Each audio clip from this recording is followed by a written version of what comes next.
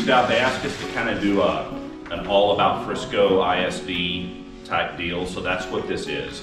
And I'll tell you why we started this presentation is because we started getting, as we went out, we've gone out for lots of bond programs in Frisco over the last 20 years, super fast growth district. And what we started hearing from our community is, you come out and talk to us and tell us your story whenever you want money. So whenever a bond program's coming up, whenever a TRE is coming up, that's when we hear from you. And they don't like that. So we created this is basically not quite the same presentation. I changed it up a little bit, but I figured we could talk about this from two different perspectives. One of them being like, if you guys want this presentation, I can send it to you and you can modify it for your district's use. But we use a presentation a lot like this all over the school district, all over the city. We actually update it every September, right after we get our new enrollment numbers. I mean, I present this at the garden club. I present this at PTAs. I present this at basically anyone that'll have us, we go to. And because we want them to be like engaged and clued in about the school district as much as possible. A lot of it isn't necessarily on topic for kind of what we were talking about this morning. So I'm gonna kind of fly through some of the start of it a little bit, and then maybe the end of it will be a little bit more discussion based on some topics that we've talked about. Cool? All right. So I clicked with the wrong hand, so I hit the wrong side. So this is kind of how we started out, is we show a map of our district. In 1990, we had 4 schools, and in 2022, we have 75. So in that 32-year span, we built 75 schools. And I can tell you the bulk of it was from about 99 to 2018.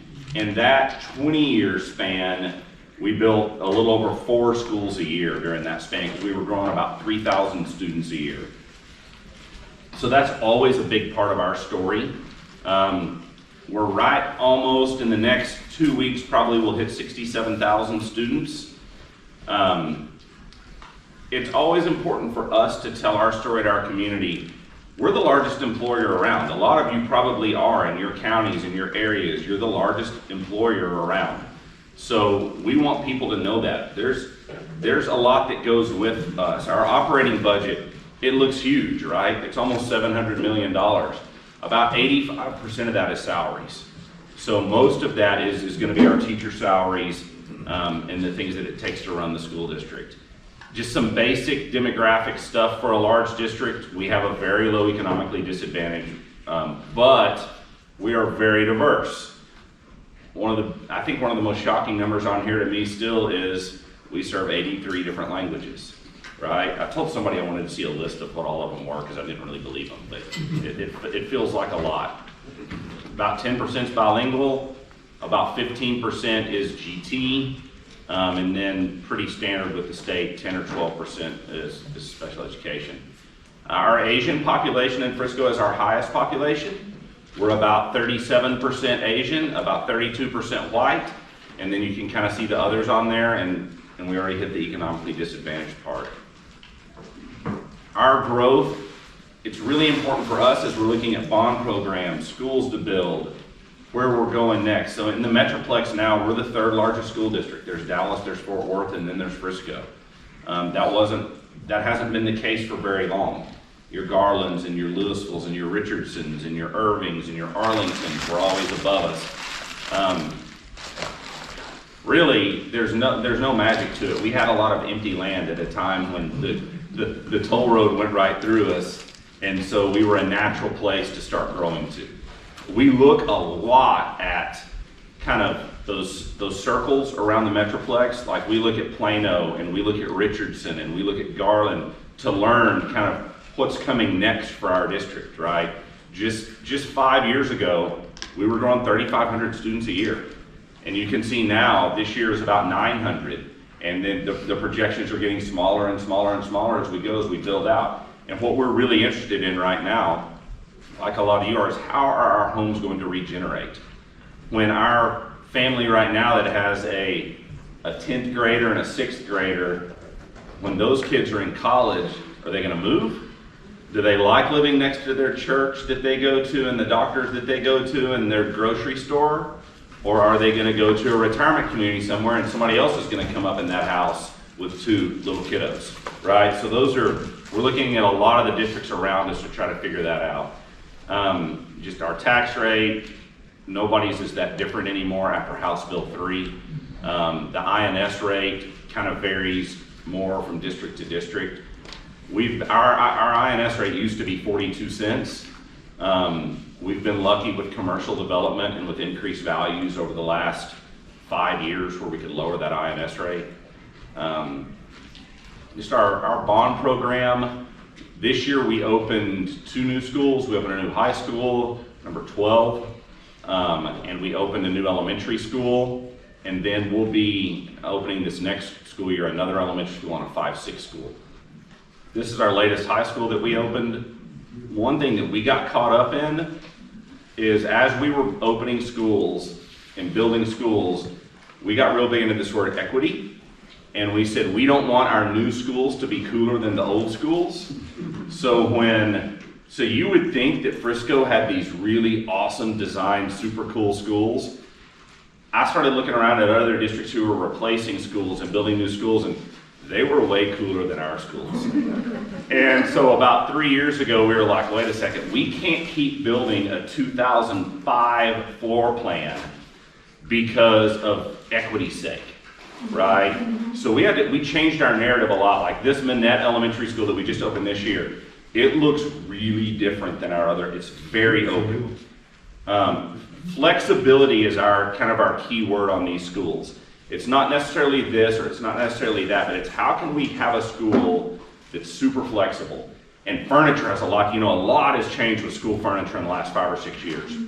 How we utilize furniture, what we do with furniture, kind of hitting some of the things we talked like student voice and choice, and furniture helps that a lot. Do they sit on a stool? Do they sit on a ball? Do they sit in a beanbag? I don't want to sit on the floor ever. Like I hate sitting on the floor, right? Kindergartners love sitting on the floor. So if you have a certain rug for them in a certain area that you can define.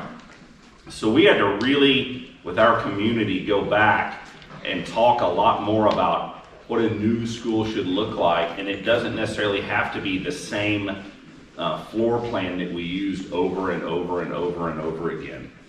This is our middle school that will open next year, and then a 5-6 that will open next year also that's actually in the city of McKinney. But it's a Frisco ISD school, who else really wishes cities and school districts have the same boundaries? It's such a pain, right, when you're trying to describe it. We had a new natatorium this year that opened. We called it an expansion of our other natatorium. I think it sounded better than saying we're opening a whole new another natatorium. They're right next to each other, but with 12 high school swim teams, we really needed more water space. It's pretty simple building. It's a metal roof, pretty simple building, just with more of that in it. We're about to expand our CTE center. This will be our 3rd expansion of our CTE center. This is, for us, one of the most popular programs, and it helps our bonds pass. People love CTE centers, at least, and they for sure do in our kids can learn different, their learning is expanded. So we survey all of our students and parents and say, what do you want? What does your kid want, right? And we look at wait lists. Like, if there's anything that kind of breaks my heart, it's to have a kid who's a junior and all they want is to be in this certain program and there's 75 kids on the wait list, right? So we really focused on students who've been waitlisted, and we focused on parent and student surveys when we decided how to expand this. This is actually, like it's right next to our admin building and our CTE center in the same parking lot, and they just fenced this off 3 weeks ago to start the construction on that new CTE center. Did you bus to that? We do. So we run buses from every high school, every period, to that CTE center and back. It's logistically, it's not my favorite thing in the world, but we have to offer it, right? It can't just be the kids who have a car or whatever, but yeah, every high school feeds that CTE center. Visual and Performing Arts Center is in our future. Our bond committee wanted us to talk to external partners about teaming up on this, and that's been a much more difficult conversation than we imagined. So it's not quite ready yet, that part. I talked a lot about, and I think this kind of integrates in with some of the things that I heard when I came in earlier, is how do we change our existing campuses to look like our new campuses? And a lot of times, like most of our existing elementary schools, for example, have a pod, right? There's a pod with 12 classes that are built around the pod. So we don't even really necessarily have to tear down walls, right? We have this nice open space, and it's amazing what some paint and carpet and flexible furniture does in those spaces. That's been a big deal for us. All the pictures on here are one of our older elementary schools, and we didn't tear down walls, we didn't really move much, but we made it look a little brighter with paint and carpet, and then we talk a lot about, student agency and voice and choice. They can choose to sit in this place, or they can choose to use this device. We talk a lot about future-ready learning, and I'll talk about that in a minute. And when we talk about future-ready learning, we kind of specifically say, we're not talking about technology. Technology is a tool to get you where you want to go. It's all those soft skills. These are just normal projects that go on a bond program that are part of this presentation. And of course, this is a big part of every conversation that we're having right now, is how do we make sure kiddos are safe when they're at school. We don't want school to be a prison, right? We want it to have windows and have light and kids to be able to go outside. But at the same time, what all can we do to prevent any possible issues that might happen at a school? So we talk a lot about these kind of things. We've taken these daily door checks incredibly seriously. And one of our high school principals brought us this. We put barcodes. They put barcodes on all their doors. So one of the assistant principals is responsible for going around, and he might, high school has how many doors? 150 exterior doors or something like that. I don't know if it's that many, but I think that might actually be a number I heard. So if there's 5 APs, 5 assistant principals in a high school, they each get 30 doors that they get between every passing period, and they have to scan the barcode near the door so everybody knows that they checked that door when they went around that day.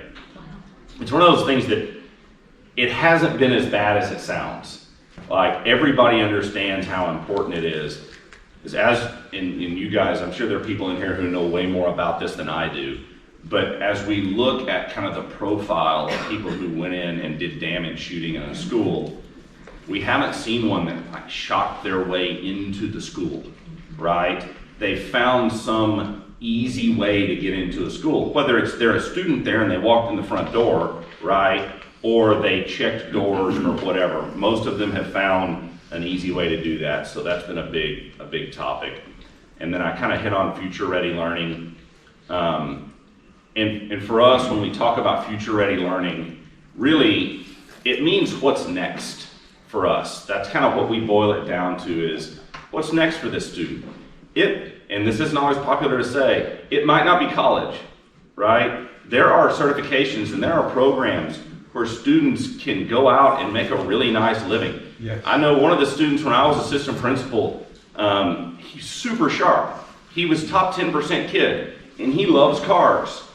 And he went to DeVry, and he came out making 85 grand a year working on cars.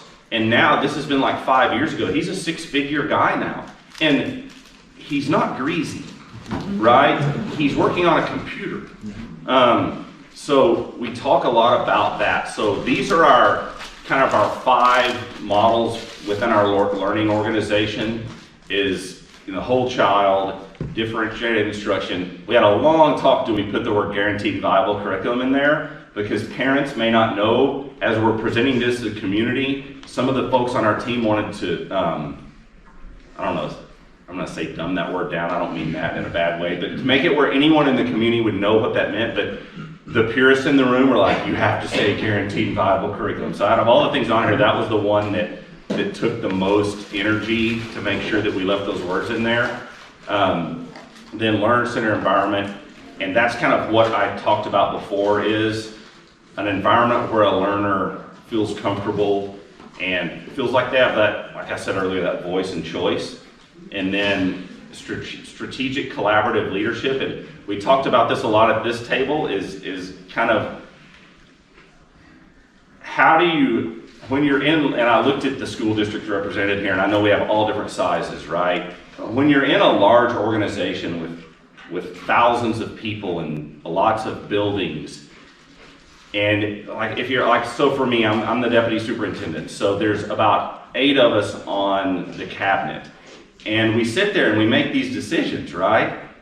They're great when they leave the room, right? We're all good. So then what happens is each cabinet member goes to their team, and then they go to their team, and you get to the campus level, and you might have an instructional coach who's representing C&I, and you might have we have what we call a digital learning coach, which is representing technology, and they each have their input that they're throwing at the principal. So the principals, we're sitting there thinking, man, this is leaving us, and we're all on the same page, and everybody's good, and everybody loves us. And I go meet with Alex or one of our principals, and they're like, God, could you quit throwing all these different things at us from different directions? I'm like, no. All we're talking about this year is this future-ready focus, right? It's just this. It's just these 5 things. Well, that's not what as the principal, the assistant principal, that's not what is getting translated down to them. So how do we have a more kind of streamlined process, but still honoring the fact, and I liked your word, honoring the fact that there are different functions in an organization that need to have their say and need to exist, right? We want the operations person to care about things that the C&I people don't need to care about, right? So I was principal, and then I kind of went up the finance side. I was over operations and buses and all those things that are the meat and potatoes of making a school district run. So those things have to happen, and they have to happen well. I mean, do you think a parent is going to get mad faster about not having a guaranteed viable curriculum, or the bus didn't get their kid? So that's one of the things that we talk about, like, hey, let's make sure that our lunch is served, and the bus got their kid, and the right bus got their kid, right? All that. So we talk about so we have a piece of paper, or a document for, it's a future-ready learner, a future-ready educator, and a future-ready leader. And when our principals go through an interview, everybody who's interviewing those principals have that document in front of them. And the principals know they exist too, the assistant principals who are interviewing for those jobs. But again, you don't see up here underneath those things the word technology. And that's by design, because we're not talking about a laptop. We're not talking about, these kids all have technology in their pocket. I remember, I've got a half brother who's 16 years younger than me. And he was the one that he was like, man, can you believe an iPhone is $1,000? And I said, dude, it's a video camera, it's a camera, it's a typewriter, it's a computer. I said, it seems like a bargain to me, right? But our perspectives were coming from really different. I mean, just remember, like when a camcorder was $2,500 when they came out. A VCR was like $1,000, right? So it's a little bit perspective. So it's not about technology. It's about these things. It's about, what's a challenge look like to me? How do I handle it if I fail? How do I collaborate? Like we have a lot of students in our districts who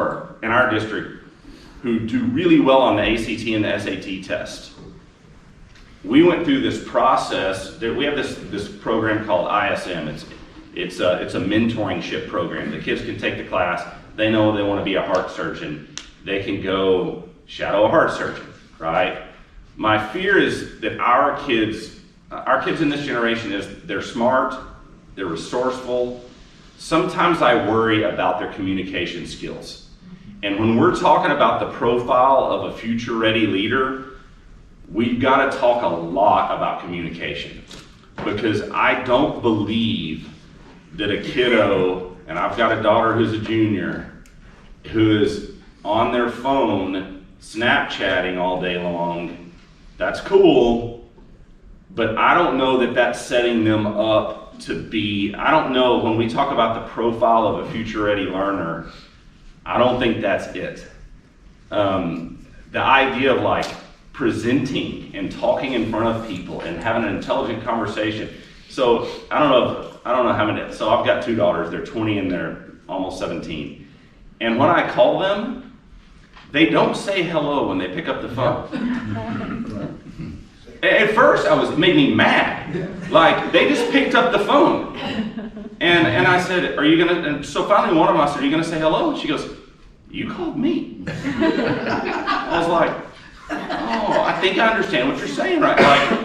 Like, her job was to pick the phone up because it rang because I called her. I'm the one who clearly called her and needed to say something, right? But it was such a learning moment for me because I was like, oh, I think I see what you're saying. But, and, you know, contributing to conversations, contributing to this idea that when somebody else, it's okay to nod and give what I call buy signals.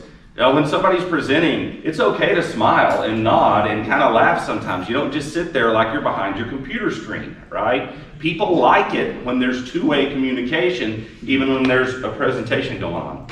Yes? I want to echo that sentiment, talking about future ready as in terms of the almost like the person who you are has to be represented well. In our company right now, the toughest thing that we do in the hiring is there's a lot of bright students come, bright college graduates come, and we don't end up hiring them because they have the smarts and things like that. Yeah. But we live in a world that we need to interact with other people, and whether it's customers or other team members, and it's almost like 8 out of 10 we can't hire. Mm-hmm. And to tell that to them, they don't understand. Actually, they get ballistic. Yeah, they get mad. Yeah. And this is because sometimes people ask that question, why? I need to know why you didn't hire it. Well, and we're going to be honest on that. The mistake you're making is you're not interviewing over a cell phone. Yeah. You're not texting. There, they would interact perfectly. You're actually talking live. Why are you texting? Yeah. Sure. Yeah. So we were interviewing students for that ISM program, and I always volunteered to interview the students because it's kind of cool. You get to interact with them and see where they're coming from a little bit. And I had a student the other day who, man, so he's a senior this year and just like blowing my socks off, right? Just, he knows everything. And I said, what do you do for fun? He said, what do you mean? And I said, I thought, that's a strange thing to need clarification on, right? And I said, so when you don't have to do school, when you don't have to do this, what do you do? And he said, I'm not making this up. He said, last summer, I got 2 certifications from Harvard. So he went to Harvard. You can get online certifications in different things at Harvard. That was his answer. And maybe that's not bad, but I would have loved to have heard something that sounded like fun to me too. So I don't have much time left. We had, when we did last year, we gave a hybrid option and a full-time option. Literally half our students, so out of our 65,000 students, about like 32.5 came in person and 32.5 stayed online. So we decided we better adopt an online program right now before the state of Texas doesn't allow it. And we did, and this year we rolled out our online program. 26 kids signed up. Wow. What? We were shocked. Yeah. I thought 10% easy. 10% of the 32,000. We're gonna have 3,200 kids sign up. These kids need this, and I think they know they need this face-to-face personal education. It's better. I think they know it's better. We were shocked though when 26 kids signed up for that. Parents need it. That's not. Parents need it too, right? That's the exact opposite of the national norm. Yeah. It is. Yeah. It's so. These are just some opportunities for our kids. I know lots of you guys have things like this in your district too. we just started an IB program a few years ago. We realized all our IB kids were going to Plano and we wanted that to stop. Apologies to any Plano folks in here, but that's what happened. We have Avid in some of our schools, which is a great program for that type of kiddo. Incubator EDU is one of the coolest things we do. It's literally students who want to start a business. They can take a class in high school and it helps them. And we have kids we've got a high school kid who made like $275,000 last year with some kind of business with apps. We've recently started a military program with the Navy. I always talk about this one, Colin, it's the simplest one on here, but my daughter, who's a sophomore in college right now, she had 24 hours when she graduated because of our partnership with Collin College. We've started one now with UNT. And then Project Leads the Way is super cool too. It's kind of like a techie type route for kids to take. And I'll kind of wrap it up. We're lucky because the toll road goes right through our town. There's been lots of growth in it, and we've kind of gotten known for doing partnerships with different groups. And I would love to say that we've done some amazing thing to make it happen, but it's because the toll road came through our farming community. Because Frisco was like, if you talk to people who grew up in the Metroplex, that's where people went to dove hunt. I mean, there's nothing special about Frisco except for 121 on the toll road bisected. And just quickly, I know we're talk a lot about community-based accountability. We want our community, we want to know what our community wants us to be accountable to. We don't want them to think that one test in a child's life one day tells a story about who that kid is. I don't want anybody telling a story about me based on one thing I do one day when I'm 16 years old, because it probably wouldn't have been very good. And then these are kind of the initiatives as we go into this year. Right now, y'all know there are people in the community who want to make these words different things than what these words are. So we have to tell our story over and over and over again about what these words mean. But these are kind of our main things for this year. And I think that's probably, everybody's gonna hope the legislation does more, but that's it for me. Does anybody have any questions, thoughts? If you want the PowerPoint to modify it for that, this is really our forward-looking. We hit on every little thing we can, but we really try to weave in this idea of future-ready learning. And the stuff I said about kids not communicating well, I say that in front of parents. Like, we want our community to know that we know that their kid goes home and sits behind their phone all day long. Even the difference between my daughter who's 20 and my daughter who's 17. My daughter who's 20, she didn't get a cell phone until she was in the 8th grade. My other one got one in the 5th grade. Why'd she get one in the 5th grade? I wanted to know where she was when she was walking home, right? So, but thank you guys for your time.